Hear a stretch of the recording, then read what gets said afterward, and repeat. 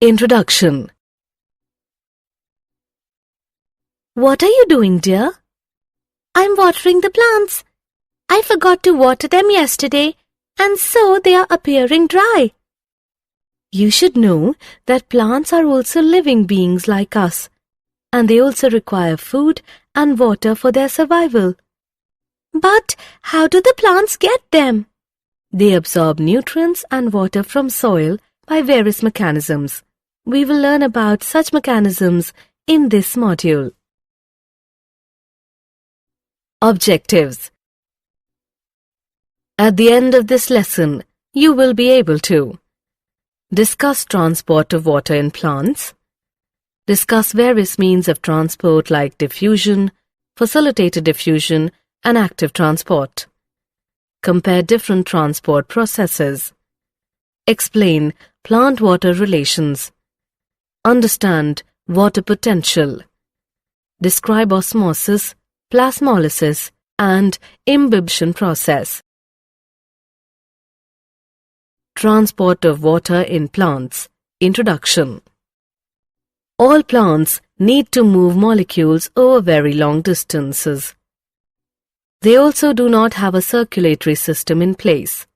Water taken up by the roots has to reach all parts of the plant, up to the very tip of the growing stem. The photosynthetes, or food synthesized by the leaves, have also to be moved to all parts, including the root tips embedded deep inside the soil.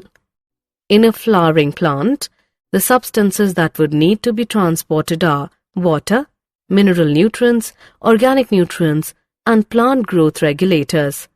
Over small distances, substances move by diffusion and by cytoplasmic streaming, supplemented by active transport. Transport over longer distances proceeds through the vascular system and is called translocation. You will be surprised to know that in rooted plants, transport in xylem is essentially unidirectional from roots to the stems. Organic and mineral nutrients, however, undergo multidirectional transport. Now we will learn about the means of transport for short distances in plants. Means of transport. Let us start with diffusion process. Diffusion is a slow process and is not dependent on a living system. In diffusion, molecules move in a random fashion, the net result being substances moving from regions of higher concentration to regions of lower concentration. Movement by diffusion is passive and may be from one part of the cell to the other or from cell to cell, or over short distances, say from the intercellular spaces of the leaf to the outside. No energy expenditure takes place. Diffusion is very important to plants since it is the only means for gaseous movement within the plant body. Diffusion rates are affected by the gradient of concentration, the permeability of the membrane separating them, temperature, and pressure. The diffusion rate depends on the size of the substances. Obviously, smaller substances diffuse faster. The diffusion of any substance across a membrane also depends on its solubility in lipids, the major constituent of the membrane. Membrane proteins provide sites at which some molecules cross the membrane. They do not set up a concentration gradient. A concentration gradient must already be present for molecules to diffuse even if facilitated by the proteins. This process is called facilitated diffusion. In facilitated diffusion, special proteins help move substances across membranes without expenditure of ATP energy. Facilitated diffusion is very specific. It allows cell to select substances for uptake. The proteins form channels in the membrane for molecules to pass through. Some channels are always open, others can be controlled. Some are large, allowing a variety of molecules to cross. The porins are proteins that form huge pores in the outer membranes of the plastids. Mitochondria and some bacteria allowing molecules up to the size of small proteins to pass through. In this process, an extracellular molecule bound to the transport protein. The transport protein then rotates and releases the molecule inside the cell. For example, water channels made up of 8 different types of aquaporins. Some carrier or transport proteins allow diffusion only if 2 types of molecules move together. In a symport, both molecules cross the membrane in the same direction. In an antiport, they move in opposite directions. When a molecule moves across a membrane, independent of other molecules, the process is called uniport. Another mean of transport is active transport. Active transport uses energy in the form of ATP to pump molecules against a concentration gradient. Active transport is carried out by membrane proteins. Hence, different proteins in the membrane play a major role in both active as well as passive transport. Pumps are proteins that use energy to carry substances across the cell membrane. These pumps can transport substances from a low concentration to a higher concentration or uphill transport. Transport rate reaches a maximum when all the protein transporters are being used or are saturated. Now, let us compare simple diffusion, facilitated diffusion, and active transport. Plant-water relations. Water is essential for all physiological activities of the plant and also plays a very important role in all living organisms. It provides the medium in which most substances are dissolved. The protoplasm of the cells is nothing but water in which different molecules are dissolved and suspended. A watermelon has over 92% water. Most herbaceous plants have only about 10 to 15% of its fresh weight as dry matter. Of course, distribution of water within a plant varies. Woody parts have relatively very little water, while soft parts mostly contain water. A seed may appear dry, but it still has water. Otherwise, it would not be alive and respiring. Terrestrial plants take up huge amount of water daily, but most of it is lost to the air through evaporation from the leaves, which is termed as transpiration. Do you know that a mature corn plant absorbs almost 3 liters of water in a day, while a mustard plant absorbs water equal to its own weight in about 5 hours? Because of this high demand of water, it is not surprising that water is often the limiting factor for plant growth and productivity in both agricultural and natural environments. Water potential. To comprehend water-plant relations, we should need to know certain standard terms. Water potential is a concept fundamental to understanding water movement. Solute potential and pressure potential are the 2 main components that determine water potential. Water molecules possesses kinetic energy. The greater the concentration of water in a system, the greater is its kinetic energy or water potential. Hence, it is obvious that pure water will have the greatest water potential.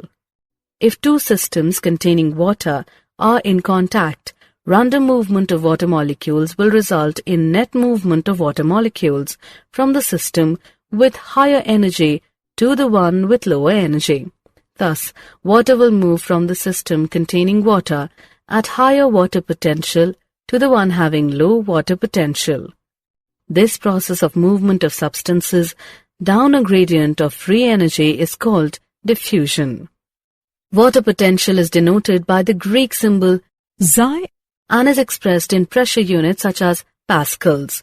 By convention, the water potential of pure water at standard temperatures, which is not under any pressure, is taken to be 0. All solutions have a lower water potential than pure water.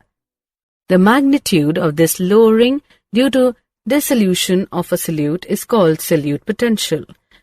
Solute potential is always negative. The more the solute molecules, the lower is the solute potential. For a solution at atmospheric pressure, water potential is equal to solute potential. If a pressure greater than atmospheric pressure is applied to pure water or a solution, then its water potential increases. Pressure can build up in a plant system when water enters a plant cell due to diffusion, causing a pressure build-up against the cell wall. It makes the cell turgid. This increases the pressure potential. Pressure potential is usually positive, though in plants, negative potential or tension in the water column in the xylem plays a major role in water transport up a stem. Pressure potential is denoted as P. Water potential of a cell is affected by both solute and pressure potential. The relationship between them is as follows. Osmosis. The plant cell is surrounded by a cell membrane and a cell wall. The cell wall is freely permeable to water and substances in solution, hence there is not a barrier to movement. In plant cells, the cell membrane and the membrane of the vacuole, the tonoplast together are important determinants of movement of molecules in or out of the cell. Now let us know about osmosis. Osmosis is the term used to refer specifically to the diffusion of water across a differentially or semi-permeable membrane. Osmosis occurs spontaneously in response to a driving force. The net direction and rate of osmosis depends on both the pressure gradient and concentration gradient. Water will move from its region of higher chemical potential or concentration to its region of low chemical potential until equilibrium is reached. We can better understand it with the help of an experiment. Take a thistle funnel filled with sucrose solution and then keep it inverted in a beaker containing water. The solution of sucrose in water taken in a funnel is separated from pure water in a beaker through a semi-permeable membrane, such as an egg membrane. Then what will happen? We will observe that water will diffuse across the membrane to raise the level of the solution in the funnel. This will continue till the equilibrium is reached. Now, we will apply some pressure to stop the water movement into the funnel. This pressure required to prevent water from diffusing is, in fact, the osmotic pressure, and this is the function of the solute concentration. More the solute concentration, greater will be the pressure required to prevent water from diffusing in. Numerically, osmotic pressure is equivalent to the osmotic potential, but the sign is opposite. Osmotic pressure is the positive pressure applied, while osmotic potential is negative. Plasmolysis. The behavior of the plant cells or tissues with regard to water movement depends on the surrounding solution. If the external solution balances the osmotic pressure of the cytoplasm, it is said to be isotonic. If the external solution is more dilute than the cytoplasm, it is hypotonic. And if the external solution is more concentrated, it is hypertonic. Cells swell in hypotonic solution and shrink in hypertonic ones. Plasmolysis occurs when water moves out of the cell and the cell membrane of a plant cell shrinks away from its cell wall. This occurs when the cell or tissue is placed in a solution that is hypertonic, has more solutes, to the protoplasm. Water moves out. It is first lost from the cytoplasm and then from the vacuole. The water, when drawn out of the cell through diffusion into the extracellular outside cell fluid, causes the protoplast to shrink away from the walls. The cell is said to be plasmolysed. The movement of water occurred across the membrane, moving from an area of high water potential to an area of low water potential outside the cell. When the cell or tissue is placed in an isotonic solution, there is no net flow of water towards the inside or outside.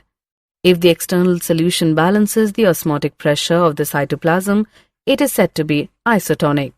When water flows into the cell and out of the cell and are in equilibrium, the cells are said to be flaccid. The process of plasmolysis is usually reversible. When the cells are placed in an hypotonic solution, which means higher water potential or dilute solution as compared to the cytoplasm, water diffuses into the cell causing the cytoplasm to build up a pressure against the wall that is called turgor pressure. The pressure exerted by the protoplasts due to entry of water against the rigid wall is called pressure potential. Because of the rigidity of the cell wall, the cell does not rupture. This turgor pressure is ultimately responsible for enlargement and extension growth of cells. Imbibition.